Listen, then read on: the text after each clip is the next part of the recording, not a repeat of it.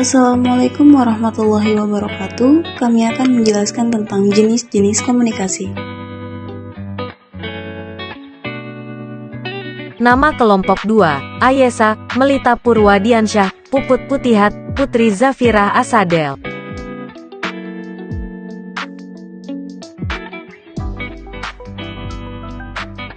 Yang pertama ada komunikasi verbal. Yang pertama komunikasi verbal, Chitty, 1997.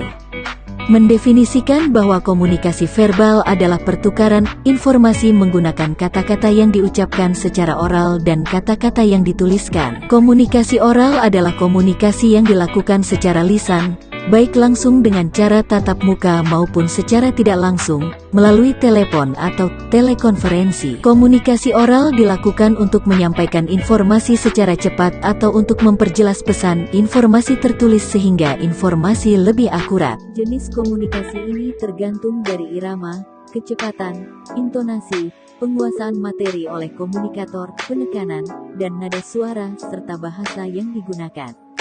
Komunikasi tertulis adalah komunikasi yang dilakukan dalam bentuk tulisan, baik secara manual maupun elektronik, dilakukan untuk memberikan informasi dalam jumlah yang besar sebagai bukti tertulis atau dokumentasi. Jenis komunikasi ini dapat berbentuk tulisan tangan, surat kabar, atau email.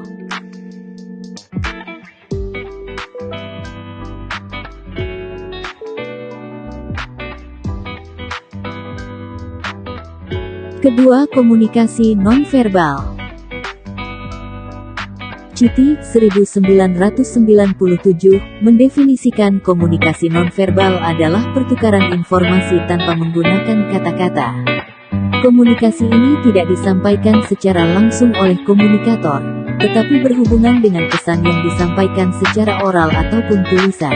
Macam-macam komunikasi nonverbal adalah kontak mata, ekspresi wajah, postur atau sikap tubuh, gaya jalan, gerakan bahasa isyarat tubuh waktu bicara, penampilan secara umum, suara dan sikap diam, atau simbol-simbol lain. Misalnya model pakaian dan cara menggunakan. Adapun komunikasi langsung. Komunikasi langsung merupakan proses komunikasi yang dilakukan secara langsung atau tatap muka dan terdapat komunikasi.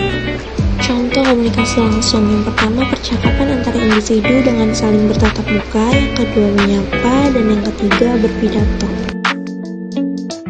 Fungsi dari komunikasi langsung ini ada yang pertama dapat memperoleh informasi secara langsung, yang kedua dapat mengeratkan hubungan, dan yang ketiga dapat saling bertukar informasi.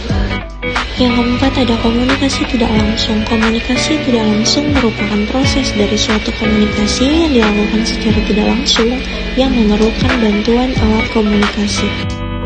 Contoh komunikasi tidak langsung, komunikasi dengan menggunakan telepon seluler melalui platform media sosial maupun platform untuk chat lainnya.